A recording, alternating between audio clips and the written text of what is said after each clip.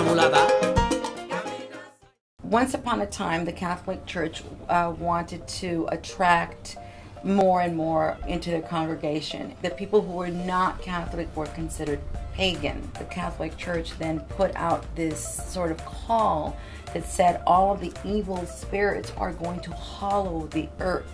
So it's All Hallows Eve. All Hallows Eve became Halloween. November 1st became All Saints Day, and it was a way that the Catholic Church could create a special celebration for the saints. But then the people said, you know, hey, what about us?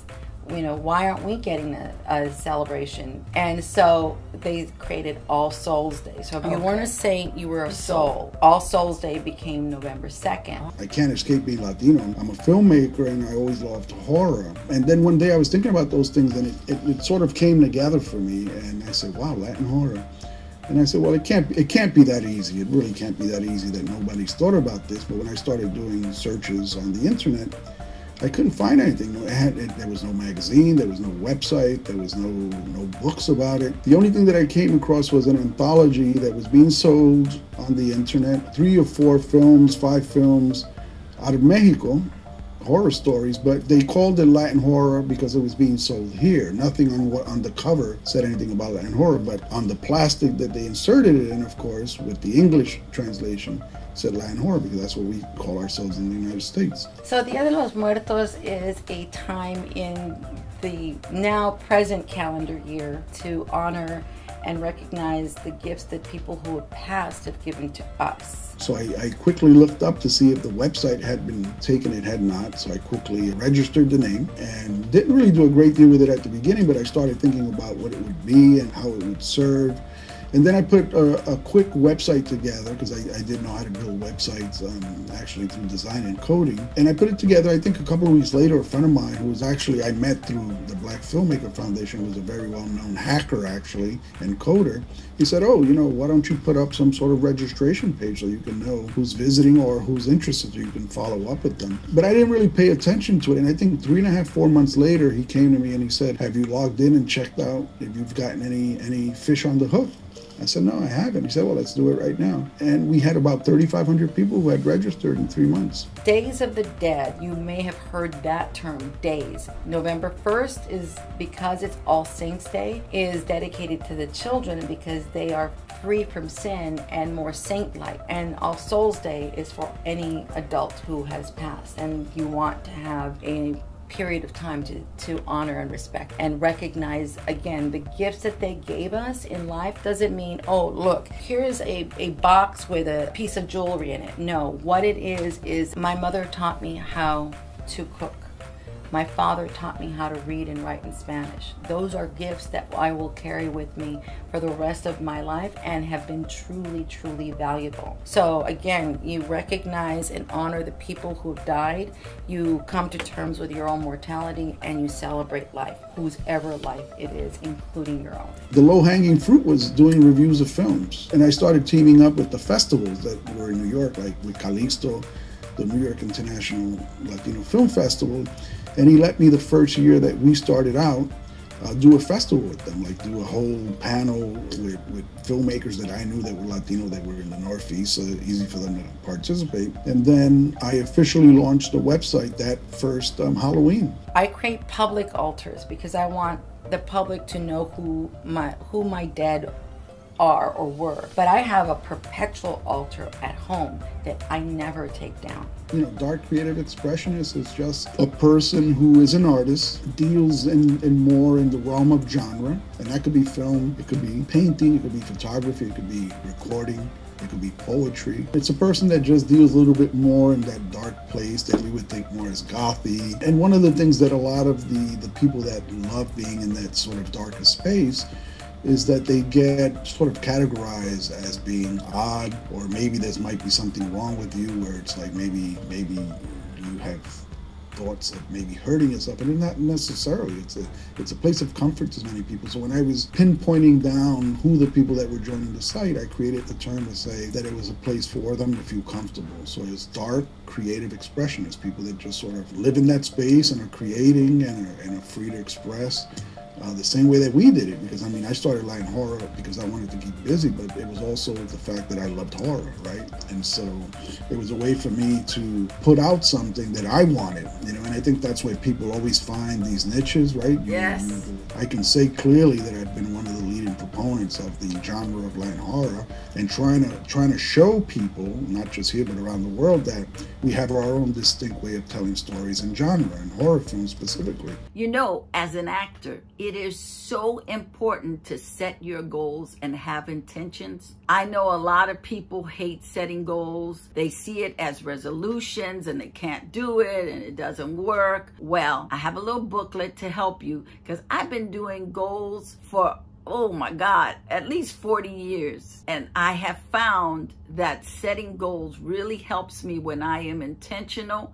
I am focused, and I'm on point. So I have put together a little booklet to help you out, and it's free. So why don't you type your name, your email address, and press the button, and I can send it to you right away. The altars traditionally start in, there are 3 levels. The ground level is sort of the connective tissue that is what everyone can identify with. That is general, but it's specific to the person. Okay. The food and the flowers, okay, and things that people can say, oh yeah, you know, we have rice and beans at home too. So I identify with that. And then the next layer, or the next level, is more about what was specific to that person. And then the higher up you go, the more reverence there is. So the photographs of the people who have died. In a public or community altar, those photographs are found interspersed on the altar.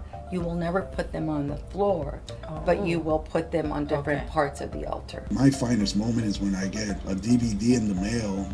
Well, at least it was DVD. Now they just point you to a place on the internet. When you used to get the DVD with the covers, and on the back it would be an extraction from a quote of one of our reviews of a film, and they were like, you know, Latino, Latina somewhere, and they were like, use it, and then send me the copy. It was like, oh, not only were you encouraging, but you also said kind things about our film, and that helped us get into these festivals, etc. And that's part of that.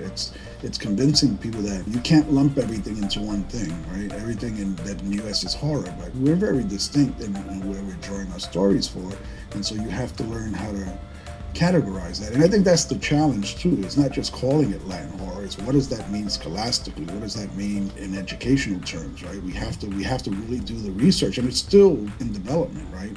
It's still what it really is that we're doing different than anyone else. The same way when you say Korean horror or giallo, which is Italian horror, what are the idiosyncrasies of that? They typically stay up during the Day of the Dead season from maybe the end of October to the end of November. An altar is your way of staying connected with your dead. So if you want to stay connected year-round, you leave it up. But the public altars that you do are about a month for exhibit. Yes, for exhibit. Now, there is also those public altars that we see when someone has died. There's one in East Los Angeles that I pass by pretty much every day.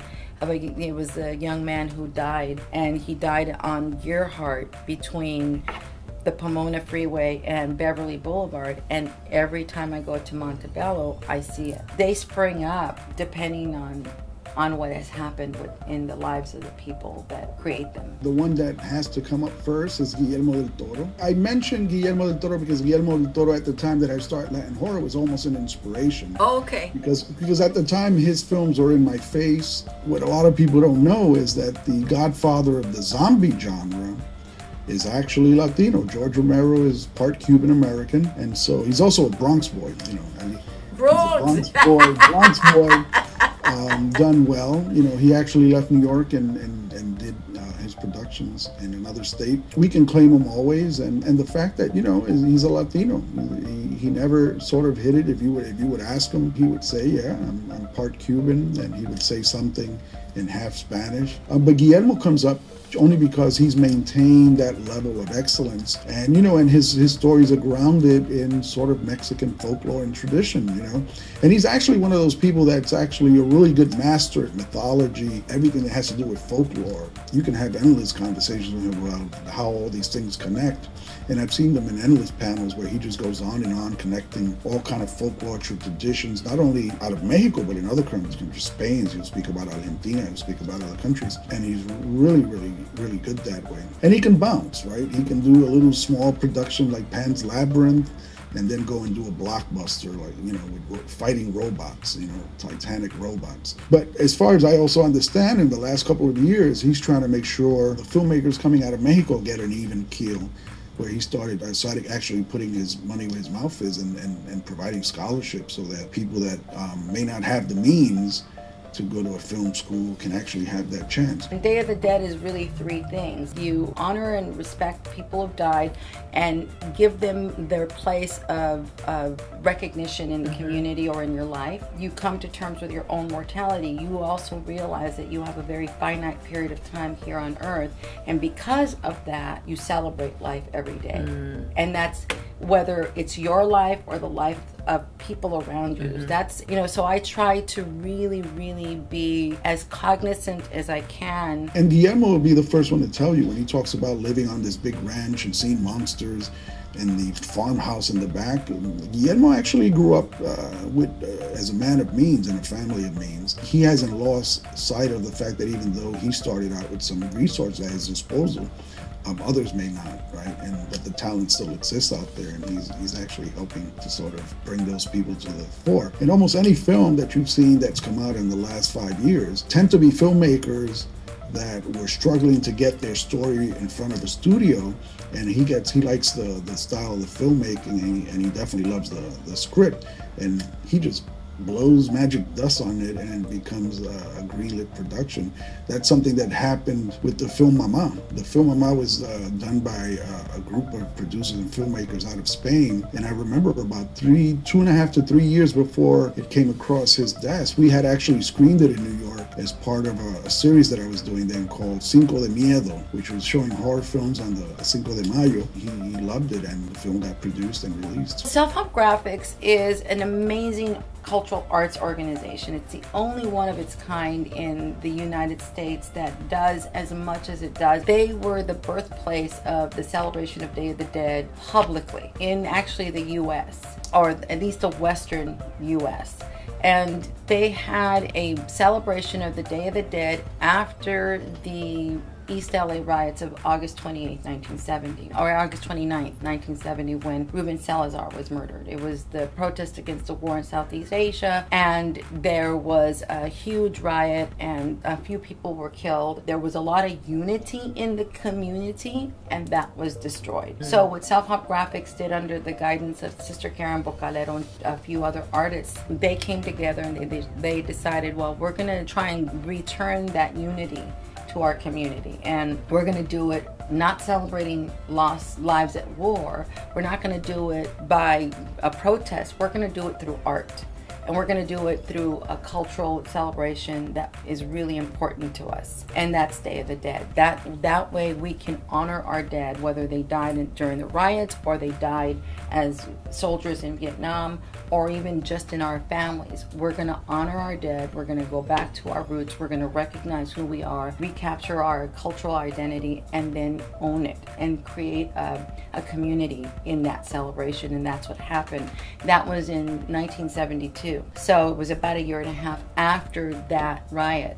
Guillermo said this many years ago, probably like 10 years ago, that the distinction between, let's say, American horror and Spanish horror, Latin horror, is that the American horror films try to destroy the physical, right? It's all chop them up, mutilate, gory process where we're leaking buckets of blood. In Latin horror, it's really about the destruction of the mind and the soul. It's suspense, it's old-fashioned fear, like American films used to be in the 40s, 50s. And so when you say you like Korean films, there's correlations there, and the correlations are that the same way that we derive a lot of the things that we hold dear out of our religions, so do the Japanese and Chinese, right?